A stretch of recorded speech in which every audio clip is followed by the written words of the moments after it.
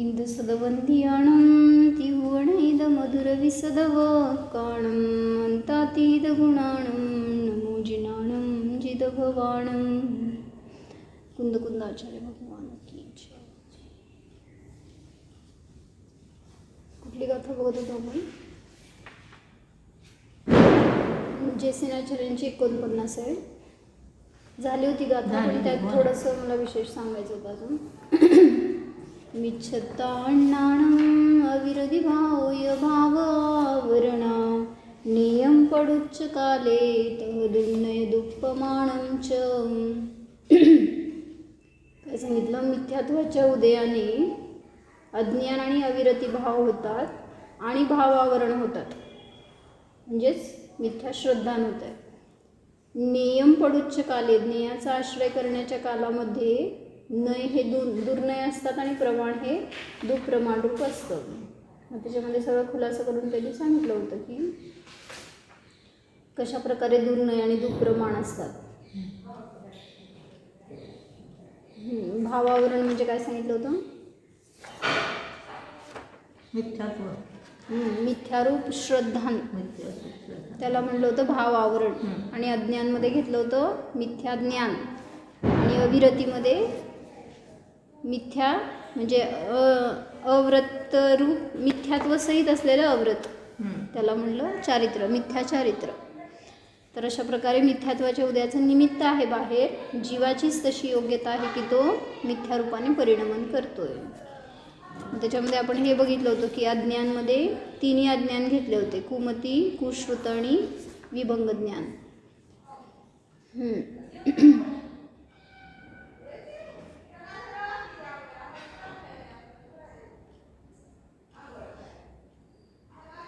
तत्वार्थ सूत्रामध्ये मती, श्रुत, अवधी ही ज्ञाने विपरीतही असतात असं सांगितलं होतं ना. मती, श्रुतावधयो विपर्ययश्च ह्या सूत्रामध्ये. तर त्याच्यात काय सांगितलं? मती, श्रुतावधयो विपर्ययश्च असं सांगितलं. तेव्हा त्यात विपरीत असतात हे दोन ज्ञान असं सांगितलं. मती, हे तिन्ही ज्ञान मती, श्रुत आणि अवधी विपरीत असतात. मग त्यात सगळं का नाही घेतलं? संशय, विपरीत, अनध्यवसाय असं. तर मिथ्यात्वाच्या उदयाचं निमित्त असताना कुमती, कुश्रुत आणि कुअवधी ज्ञान असं म्हणले जातात. पण वास्तविक ज्ञानाचीच ती योग्यता आहे जे संशय, विपरीत आणि अनध्यवसाय रूपाने परिणमन करतं. दर्शनमोह ज्ञानाला विपरीत बनवणारे म्हणजे निमित्त म्हणा. दर्शनमोह असताना ज्ञान विपरीत रूपाने परिणमन करते. त्या ज्ञानाने स्वभावाला विषय बनवले नाही म्हणून ते विपरीत रूप परिणमन करते. भेदविज्ञान केले नाही म्हणून त्याला कुज्ञानी म्हणले गेले. मग प्रश्न विचारले त्यांनी की मती, श्रुत वगैरे हे झालं होतं ना आपलं सगळं. इथं का गेलो होतो आपण?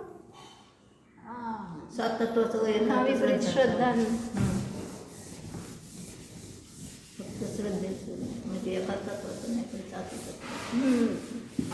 साती तत्वाचं विपरीत श्रद्धा म्हणजे मिथ्यात्व आहे, मिथ्या दर्शन आहे, मिथ्या ज्ञान आहे.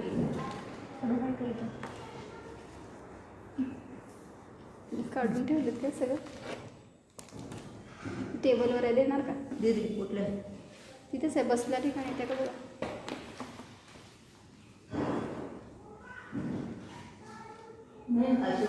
नाही, काय नाही, दोनच आहेत. तर प्रश्न कसं विचारलं त्यांनी की मतिज्ञान, श्रुतज्ञानामध्ये संशयादी 3 दोष असतात. म्हणजे मती आणि श्रुत, आपण आता म्हणतोय ना की मिथ्यात्वाच्या उदयाचं निमित्त असताना त्यांना कुज्ञान म्हणतात. प्रश्न नीट समजून घ्या. काय म्हणलं? कुज्ञान का म्हणायची? कारण त्याच्यामध्ये दोष आहेत म्हणा आणि मिथ्यात्वाचं निमित्त आहे उदयाचं. मग त्यांनी विचारलं की मती आणि श्रुतज्ञानामध्ये हे सगळे दोष असतात. कुठले? संशय, विपर्यय, अनध्यवसाय. मिथ्यात्वाचं निमित्त असताना सगळीकडे लावायचं आहे बरं का. ते काय मी इथं सांगत नाही आता. मिथ्यात्वाच्या उदयाचं तर निमित्त आहेच की मागं. आणि त्यावेळेस हे सगळे मती, श्रुतज्ञान आहेत हे संशय, विपरीत आणि अनध्यवसाय रूपाने परिणमन करतात. मग मती आणि श्रुतमध्ये तिन्ही दोष येतात, संशय, विपरीत आणि अनध्यवसाय. पण अवधी ज्ञानामध्ये संशय नसतो, फक्त विपरीत आणि अनध्यवसाय असते. हे बघितलं होतं बहुतेक आपण श्लोकवर्तिकच्या आधाराने बघितलं होतं एकदा मागं. काय म्हणले? अवधी ज्ञानामध्ये संशय नसतो, फक्त विपरीत आणि अनध्यवसाय असतं.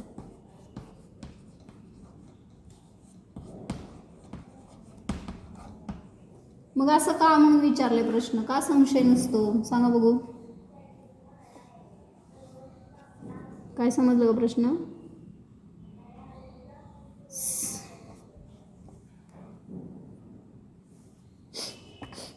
मती ज्ञानात आणि श्रुतज्ञानात संशयादी 3 दोष असतात, पण अवधी ज्ञानात संशय नसतो, फक्त विपरीत आणि अनध्यवसाय असते. असे का? तर त्यांनी उत्तर असं दिलं की मती श्रुतज्ञान कसं आहे, इंद्रिय आणि अनिंद्रियाने जनित आहे, म्हणजे निमित्त असताना इंद्रिय आणि अनिंद्रिय ह्याच्याद्वारे उत्पन्न होते. मग जे ज्ञान इंद्रिय आणि अनिंद्रिय जनित असते त्या ज्ञानामध्ये संशय संभवू शकतो. क्षयक्षमाच्या मात्र निमित्तात ते उत्पन्न होते. शिवाय संशय उत्पत्तीची कारणं वेगळी आहेत. म्हणजे काय म्हणले? अवधी ज्ञान तर अतिंद्रिय आहे, म्हणजे त्यांनी कारणं कशी दिली आहेत ह्याच्यासाठी, म्हणजे अवधी ज्ञानात संशय का नसतो, प्रश्न असा आहे ना. अवधी ज्ञानामध्ये संशय का नसतो?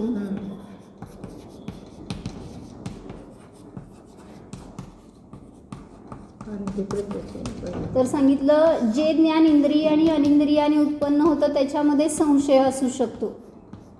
इंद्रिय आणि मनजनित ज्ञानातच संशय असतो.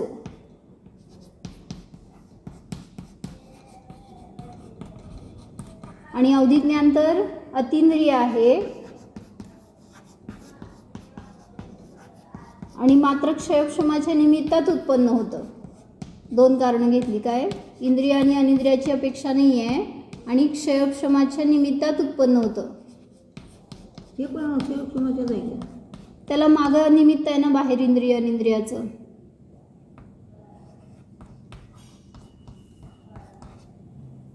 ह्याला तिथं अतिंद्रिय आहे. म्हणजे अतिंद्रिय आहे त्याच्यामध्ये काय, संशयाची उत्पत्ती होण्यामध्ये इंद्रिय आणि अनिंद्रियाची बाधा येते, म्हणजे त्याच्या निमित्तात संशय होतो. जे ज्ञान इंद्रियातून उत्पन्न होत आहे त्याच्यासाठी मग त्यांनी कारणं सांगितलेत पुढं की संशय का उत्पन्न होतो. मनाच्या निमित्त आणि क्षयक्षम. मनाच्या निमित्त, मन कुठं नाही, अतिंद्रिय आहे अवधी ज्ञान, आणि फक्त क्षयक्षमाच्या निमित्तात त्याची उत्पत्ती आहे. म्हणून सांगितलं की इंद्रिय आणि अनिंद्रियाचं तिथं अपेक्षा नाही राहिली. मग जे संशय ज्ञान असतं ते कसं असतं ह्याच्यासाठी सांगितलं की संशय कधी उत्पन्न होतो. तर पहिलं सांगितलं कधी 3 कारणं काय सांगतो आपण, संशयाची उत्पत्ती कधी होते,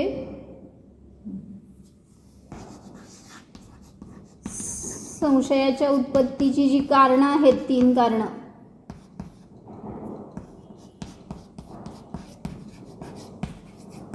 ती कारणं या अवधी ज्ञानामध्ये घटत नाहीत, म्हणून तिथं संशय उत्पन्न होत नाही. सांगा कुठली 3 कारणं. तर पहिलं सांगितलं इंद्रियांची शिथिलता. संशय कधी होतो, इंद्रिय शिथिल असताना, म्हणजे डोळ्याला कमी दिसायला लागलं किंवा कुठल्या तरी विषयाचं आपल्याला इंद्रियाने ज्ञान नीट झालं नाही तर तिथं संशय होतोय. म्हणून तिथं म्हटलं पहिल्यांदा इंद्रियांची शिथिलता असताना संशयाची उत्पत्ती होते. दुसरं सांगितलं प्रकाशाची मंदता आहे. जेव्हा तुम्ही डोळ्यांनी बघायला लागलाय कुठली तरी वस्तू, त्यावेळेस तिथं जर प्रकाश नसेल तर किंवा कमी असेल प्रकाश तरी पण संशय होतो. झाडाचा बुंदा आहे का पुरुष आहे, साप आहे का दोरी आहे.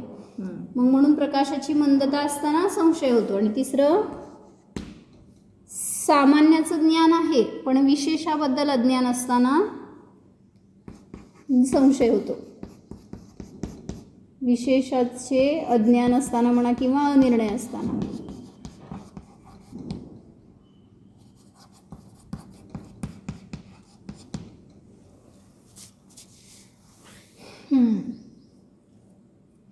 मग म्हणून सांगितलं काय कळलं, जेव्हा अवधी ज्ञानाने जाणतोय त्यावेळेस तिथं फक्त आपल्याला इंद्रिय आणि मनाचं अवलंबन तर नाही, अतिंद्रिय ज्ञानाने जाणतोय.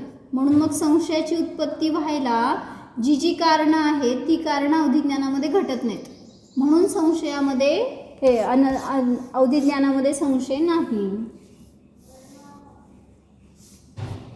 पहिलं सांगितलं होतं संशय होण्यामध्ये कारण पहिलं इंद्रिय शिथिल असतील तर, इंद्रियांची शक्ती कमी झाली आहे, इंद्रियांनी नीट जाणू शकत नाही, त्यावेळेस इथं संशयाची उत्पत्ती होते.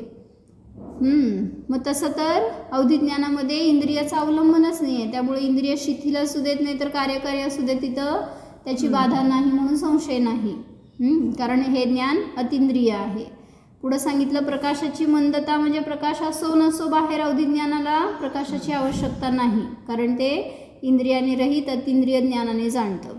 म्हणून प्रकाशाची मंदता असेल तर संशय होतो आणि म्हणून अवधी ज्ञानामध्ये संशय नाही. मग तिन्हीकडनं आपण अनुमान वाक्य करून लावू शकतो. म्हणजे अवधी ज्ञानामध्ये संशय नाही, प्रकाशाची मंदता हे कारण नसल्यामुळे.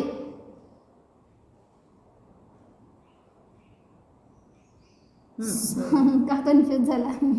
आणि परत पहिलं सांगितलं अवधी ज्ञानामध्ये संशय नाही कारण इंद्रियांच्या शिथिलतेचं तिथं काय आवश्यकता नसल्यामुळे, काय त्याचं अपेक्षा नसल्यामुळे. आणि तिसरं काय सांगितलं, सामान्याचं तर प्रत्यक्ष ज्ञान आहे पण विशेषाबद्दल अज्ञान आहे किंवा अनिर्णय आहे. फॉर एक्झाम्पल कधी संशय होतोय तो झाडाचा बुंदा आहे का मनुष्य आहे उभारलेला. मग सामान्य तर ज्ञान माहीत आहे की झाडाचा बुंदाचा जसा आकार असतो तसा मनुष्याचा असतो, हे सामान्य माहीत आहे, पण विशेषाबद्दल अज्ञान आहे म्हणून तिथं संशयाची उत्पत्ती झाली. किंवा साप आणि दोरीचं सेम काय म्हणतात आकार आहे, प्रकार आहे, सगळं तसं दिसतंय, पण तिथं इंद्रियापैकी एकाचं विशेष ज्ञान नाही, सापाचं तरी किंवा दोरीचं असं म्हणायचं का? नाही, विशेष काय आहे हे समजलं नाही ना तिथं. जसं झाड दिसलं, झाड बघितल्यावर हे झाड आहे एवढं सामान्य ज्ञान झालं, पण विशेषाबद्दल अज्ञान आहे, आंब्याचं आहे का पेरूचं आहे का लिंबाचं आहे कशाचं आहे हे विशेषाबद्दल अज्ञान झालं. मग संशयाची उत्पत्ती होते. मग कशाचं आहे, ह्याचं आहे का त्याचं आहे. मला वाटलं त्याच्या विरुद्धचे आहे, त्याचं माहिती नाही त्यामुळं नाही, कुठलाही विषय जाणत असताना त्याच्या विशेषाबद्दल अज्ञान आहे. दोन्हींचं सामान्य ज्ञान आहे की साप असा असतो, दोरी अशी असते, हे सामान्य माहित आहे, पण आत्ता जाणत असताना त्या विषयाबद्दल काय विशेष आहे ह्याचं अज्ञान आहे. म्हणून किंवा म्हणलं ना की जाणायला बसलोय, आत्मा आहे, आता झालेला अनुभूती मला म्हणजे जे ज्ञानात आला तो विषय आत्मा आहे का जड आहे, शरीर आहे. सामान्य ज्ञान माहिती आहे की आत्मा असा असतो आणि शरीराचा अनुभव असा असतो म्हणून, पण विशेषाबद्दल अज्ञान आहे की जाणणारा प्रत्यक्ष आहे, त्याला बहिरंगातल्या इंद्रियाची वगैरे अपेक्षा नाही किंवा इंद्रियांनी तो ग्रहण केला जाणार नाही आहे. मग अशा ठिकाणी संशयाची उत्पत्ती होते जिथं की सामान्य तर प्रत्यक्ष आहे, पण म्हणजे ज्याला ज्या गोष्टींविषयी संशय होतोय ना त्या दोन गोष्टींविषयी त्याला पूर्ण ज्ञान असतं पूर्वी, म्हणजे प्रत्यक्ष केलेलं असतं तरच संशय होणार. जसं म्हटलं काय, मी आता अमेरिकेतली वस्तू बघितली नाही आहे पण त्या वस्तूबद्दल मला संशय होणार नाही आता. काय म्हणले, कुठल्या तरी परगावातली परदेशातली समजा कुठली वस्तू, एखादं काय म्हणतात तुमचं समजा काय ते liberty of statue of liberty आहे, त्याला मी बघितलं नाही आहे आणि मी म्हणते की ते आहे का हे आहे समोर आहे ते, मग मला जर ती वस्तूच माहीत नाही आहे तर मग समोर असणाऱ्याबद्दल त्याच्याशी संशय कसा होणार मला. मग ज्याच्याविषयी संशय होणार आहे, ज्या गोष्टीचा संशय होतोय तर त्या दोन्ही कोटीला स्पर्श करणारं ज्ञान असतं. मग दोन्ही कोटींचं ज्ञान पहिल्यांदा सामान्य असेल तरच विशेषाबद्दल संशय होतो.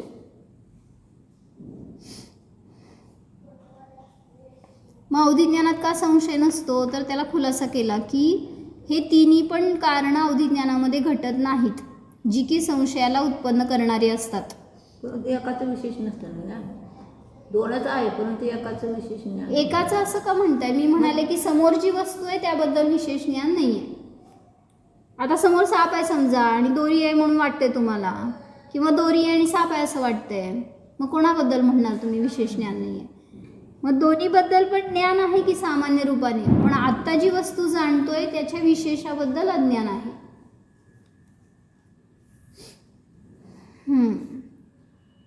मग सांगितलं अवधी ज्ञानामध्ये ही तिन्ही सुद्धा कारणं घटत नाहीत. इंद्रियांची शिथिलता ह्याचं काय संबंध नाही, प्रकाशाची मंदता ह्याचं सुद्धा काही बाधा नाही.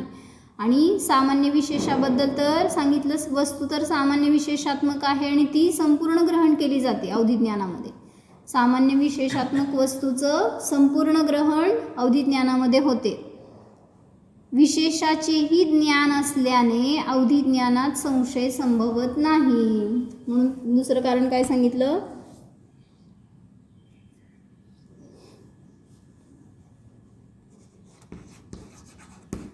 ही तिन्ही कारणे अवधी ज्ञानात घटत नाहीत म्हणून संशय नाही.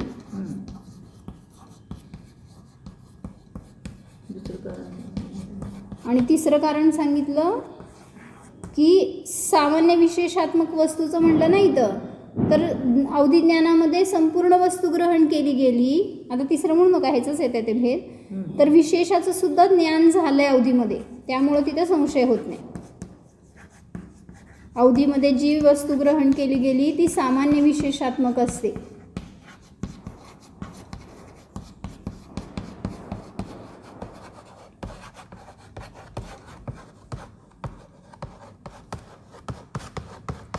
म्हणून तिथे एकाचं ज्ञान आहे आणि एकाचं अज्ञान आहे असं नाही आहे. त्यामुळे विशेषाचं पण ज्ञान असल्यामुळे संशय होत नाही.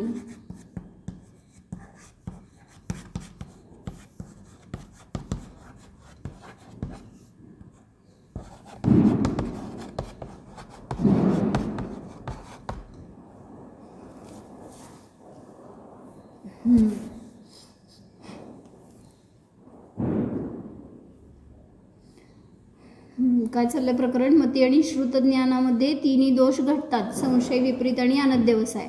पण अवधी ज्ञानामध्ये संशय घटत नाही. का घटत नाही ह्याच्यासाठी ही कारणं सांगितली की जे ज्ञान इंद्रिय आणि अनिंद्रियाने उत्पन्न होतं त्याच्यामध्ये संशय घटतो.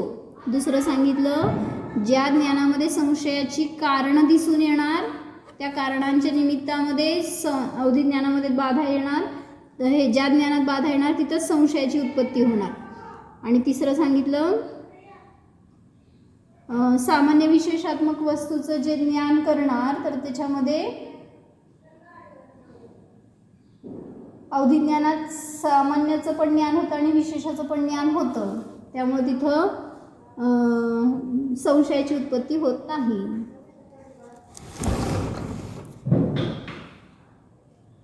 समजलं का काय सांगितलं?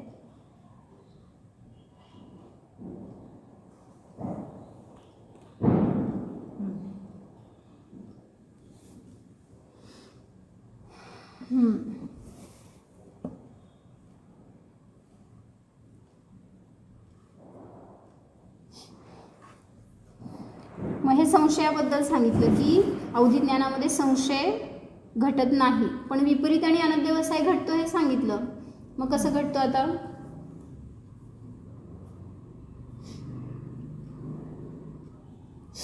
संशय ज्ञानामध्ये हे अवधी ज्ञानामध्ये विपरीतता घटू शकते. मग आता जर हे अतिंद्रिय ज्ञान आहे तर विपरीतता कशी घटते याच्यात? तर सांगितलं वस्तू स्वभावाच्या विपरीत श्रद्धान व ज्ञान असल्यामुळे तसेच मिथ्यात्व कर्माच्या उद्याचं निमित्त असल्यामुळे विभंग ज्ञान विपर्य रूप असू शकते. भलेही ते अतिंद्रिय ज्ञानाने जाणते तरी सुद्धा विपरीतता कशी आहे? वस्तुतत्वाबद्दल यथार्थ ज्ञान नाही, त्यामुळं ते आवरण किंवा त्या आवरणाचं निमित्त म्हणा की त्याच्या निमित्तामध्ये जीव विपरीत रूपाने परिणमन करतो. म्हणजे बघा की अतिंद्रिय ज्ञान असताना सुद्धा त्या ज्ञानामध्ये विपरीतता असू शकते. म्हणजे किती पराधीनता झाली म्हणायचं किंवा काय म्हणायचं, अतिंद्रिय स्वतःचं स्वाधीन ज्ञान आहे पण त्याचा सुद्धा वापर कसा गैर होतो. मग जिथं या कर्माच्या अधीन जगतो आपण, म्हणजे त्या उद्याच्या कर्माच्या उद्याच्या अधीन. काय कळलं? वस्तू स्वभावाच्या विपरीत श्रद्धान आहे, ज्ञान आहे आणि त्या मिथ्यात्व कर्माच्या उद्याचं निमित्त आहे बाहेर. त्यामुळं सांगितलं विभंग ज्ञानामध्ये विपरीतता घटू शकते.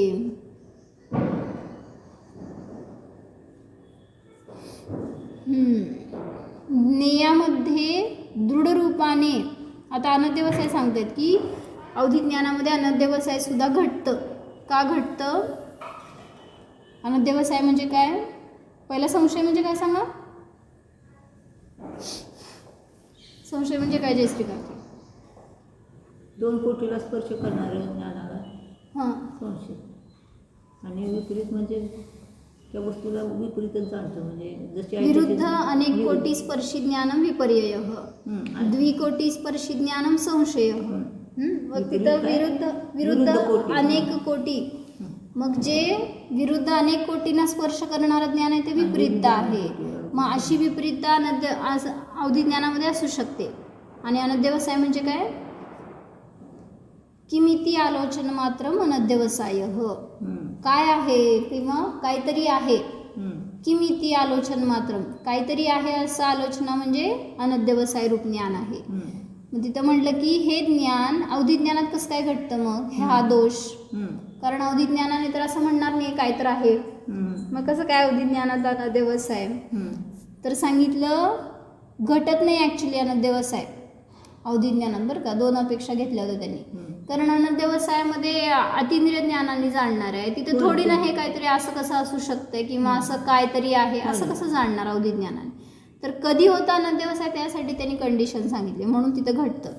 ज्ञेयामध्ये दृढ रूपाने लागलेल्या उपयोगरूप अवधी ज्ञानात अनध्यवसाय नसते. ज्या ज्ञेयाला जाणाऱ्या अवधी ज्ञानाने, तर त्या ज्ञेयाला दृढ रूपाने जाणतोय अतिंद्रिय ज्ञानाने, तर त्याच्यामध्ये कधी अनध्यवसाय होणार नाही, कारण तिथं निर्णय आहे. आणि हे अनध्यवसाय हे अनिर्णयात्मक ज्ञान असतं. मग म्हणून सांगितलं की त्या ज्ञेयाविषयी दृढ रूपाने उपयोग चालू आहे अवधी ज्ञानाचा, तर त्याच्यामध्ये कधी अनध्यवसाय घटणार नाही. कदाचित विपरीतता घटू शकते. पहिला ऐका माझं काय म्हणले. ज्या विषयाला आता समजा मी कुठल्या दृढतापूर्वक जाणायला लागलाय, त्यामुळे तिथं आहे ना निर्णय झालाय म्हणल्यावर अनध्यवसाय कसं होणार आहे? अवधी ज्ञानाचा व्यापार चालू आहे अतिंद्रिय ज्ञानाचा, आणि ज्या वस्तूला जाणतोय, कुठल्या कर्माला जाणतोय समजा, तर त्या कर्मांना जाणत असताना अवधी ज्ञान निर्णयपूर्वक आता प्रवृत्त सुरू झाली आहे प्रवृत्ती त्याची, त्यामुळे त्याच्यामध्ये अनध्यवसाय नसणार, पण विपरीतता असू शकते. त्या विषयाबद्दल त्या ज्ञानामध्ये विपरीतता असू शकते. भलेही निर्णय झालाय त्या वस्तूचा, तरी सुद्धा मिथ्यात्वाचं उदय असताना मग त्याचं विपरीतता असू शकते, पण अनध्यवसाय नसणार. मग अनध्यवसाय कधी असतो? तर शीघ्र आपल्या उपयोगाचा संकोच केल्याने. ऐका, म्हणजे अवधी ज्ञानाने एका वस्तूला जाणतोय आणि शीघ्र त्याचा संकोच करून दुसऱ्या विषयात किंवा ज्ञानात उपयोग गेल्याने त्या समयात अनध्यवसाय असू शकतं, असं घेतलं. म्हणजे अजून त्याचा निर्णय व्हायचा आहे, एका विषयातून काढला उपयोग, मध्ये असं म्हणत का, तर ते ज्ञान त्या विषयाला जाणत असताना अजून निर्णय झाला नाही तोपर्यंत अनध्यवसाय असणार. शीघ्र त्यांनी बदललाय उपयोग, तर त्या अवधी ज्ञानामध्ये अजून निर्णय होण्याच्या पूर्वी अनध्यवसाय रूप दोष असू शकतो. म्हणून एवढ्याच अपेक्षेने फक्त अनध्यवसाय घटणार.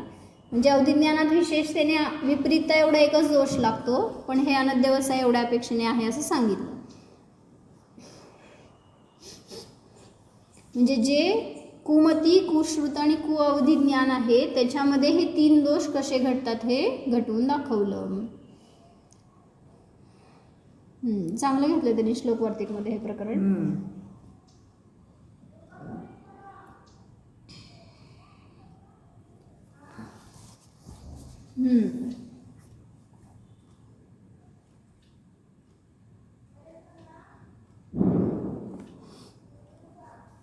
आता विपर्य ज्ञानाचे त्यांनी 2 भेद करून सांगितले त्याच्यातच.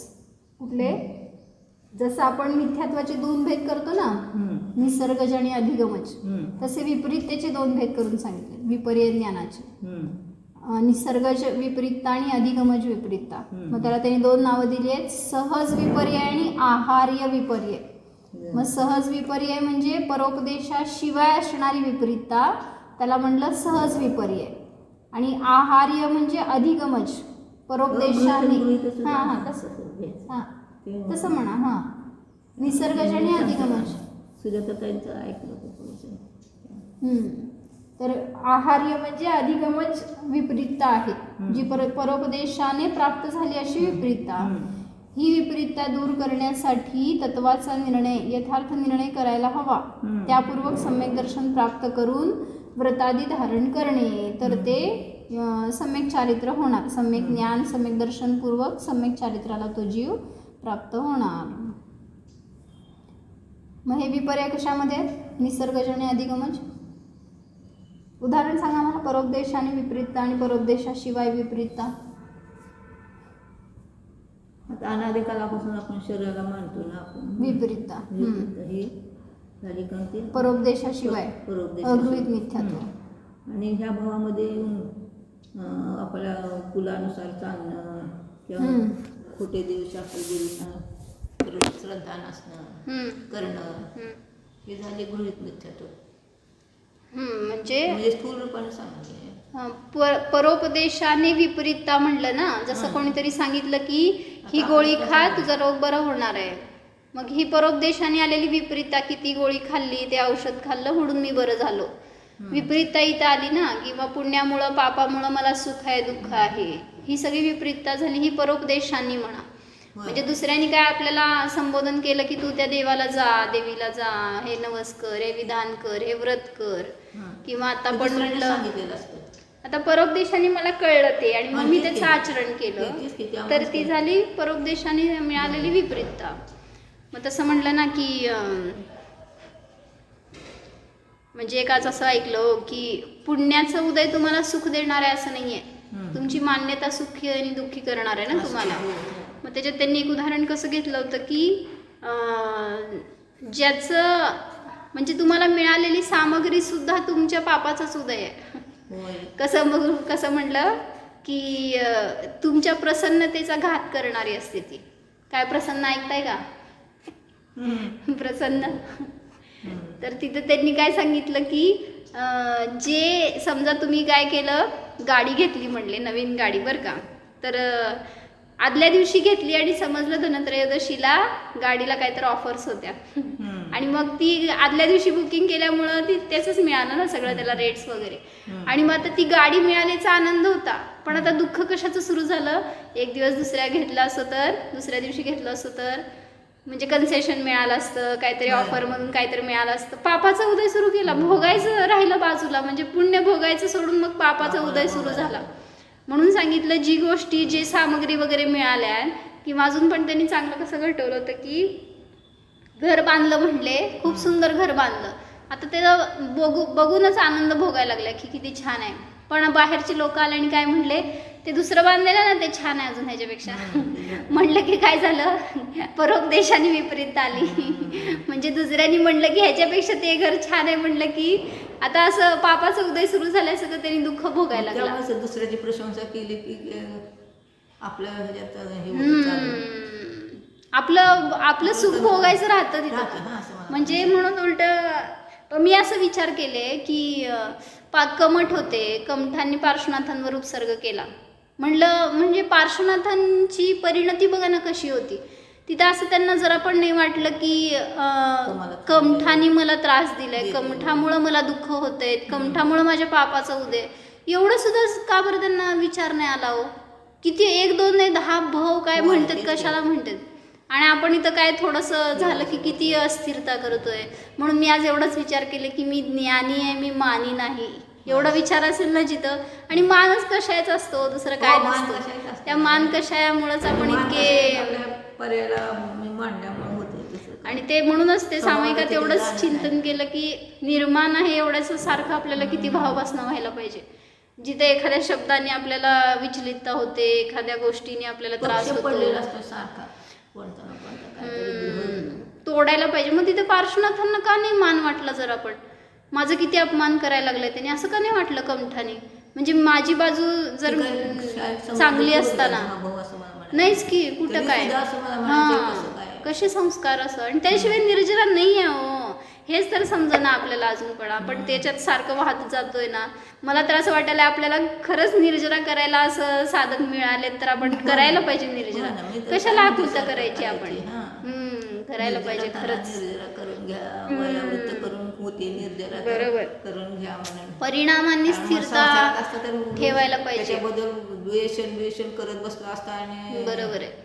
हे अजून बांधून घेतलं असतं. तेच डोळ्यासमोर यायला सारखं माझ्या. म्हणलं कंठाच्या एवढ्या उपसर्गाने एवढं सुद्धा का बरं महाप्रदर्शनात भगवंतांना वाटलं नाही की मी त्याला किती अनुकूलता देतोय, त्याला किती चांगलं म्हणतोय, पण हो तो ना. का बरं मला असं करतोय, माझं का अपमान करतोय सारखं. हो ना. असं जरा सुद्धा टच पण नाही. उलट स्वतः जाऊन क्षमा म्हणले ते मागतात. हो ना. आणि त्यांना उलट संबोधन करतायत वगैरे. असं म्हणजे किती सरळता पाहिजे परिणामात, तरच मोक्ष कशामुळे एवढी मार्गस्थ सरळता होऊ आली असेल शकते. त्यांच्या ह्याच्यात? काय असे परिणाम मागच्या जन्मी केलेले असते म्हणजे असं कदर ह्याच्यात करतायत, त्यामुळे पुढं सरळताच येते. त्यांनी काय पुढे- शेवटी स्वभावाची शक्ती होती त्याचं जेव्हा काय ते होणार ना. सरळतेचे परिणाम त्यांनी बिघडून दिले नाहीत, त्यामुळे ते 10 भाऊ राहिले. बरोबर. नाहीतर मग कुठलं जर सरळतेचे परिणाम बिघडले असते तर पण अजून वाढतच गेले असतात. म्हणजे तेच किती धारण करायला पाहिजे, आपण धरून ठेवायला पाहिजे तसे ते परिणाम. त्याचा सारखा अभ्यास करायला पाहिजे, ध्यानामध्ये तोच विषय घ्यायला पाहिजे. तर ते आणि खरं असे उपसर्ग यावेत असं वाटलं आता बरं का मला तर. म्हणजे त्याच्याशिवाय निर्जला तर होणार नाही आहे. आपली परीक्षा आहे त्याच्यामध्ये. आणि जेवढा असं विचार करतो ना खरंच येतात उदय. आणि परीक्षा असल्यावर आपल्याला त्याच्यामध्ये उतरायला पाहिजे. त्यावेळेस जर आपण मागं सरकलो तर काय उपयोग आहे. ठीक आहे. म्हणून साधना, तुम्ही संस्कार करून घ्या. अनुकूलता असल्यावर सुद्धा आपण कशाय करतोय आणि काय चंचलता होतीये परिणामात. प्रतिकूलतेत तर कसं जगणार आहे. मोक्षाला जाताना काही असले थोडे साधे सुधे उपसर्ग असणार आहेत का. अनुकूलतेपेक्षा प्रतिकूलतेमध्ये जी असते ना हे ती वेगळीच असते. हां, ते तर आहेच की. पण मला म्हणायचंय आत्ता काय बाधा नाही आहे आपल्याला. असं काय कोण शेगडी ठेवली आहे का, दागिने घातलेत का, कुत्रे आलेत अंगावर, काय म्हणून आपण इतकी विचलितता करतोय. अनुकूलताच आहे सगळी आता आहे ती. त्याच्यामध्ये पण जर स्थिरता नाही केली तर मोक्षाला जाताना काय काय आपण करू शकणार आहे आणि कसं करू शकणार आहे. साधी एवढ्या साध्या प्रसंगांना आपण फेस करू शकत नाही तर. शाब्दिकच होत आहे. होय, बरोबर आहे. शाब्दिकच होत आहेत. आपल्याला वाटतंय म्हणून संबोधन करत जावा सारखं. निर्माण कशाई आहे सारखं आम्हाला सांगत जावा, असं की मान कशाई नको आपल्याला, तो घात करणाराच आहे आपला. म्हणून जाणा. माझ्याकडे धर्म बघून बघायचं, आम्हा म्हणून बघायचं सुद्धा नाही. धर्म आहे म्हटल्यानंतर ते सुखच देणार आहे. बरोबर. जाणा.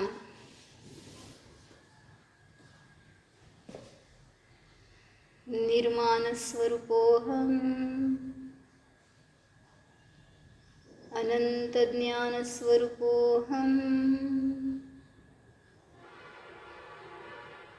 अव्याघात स्वरूपोऽहम् निराबाध स्वरूपोऽहम्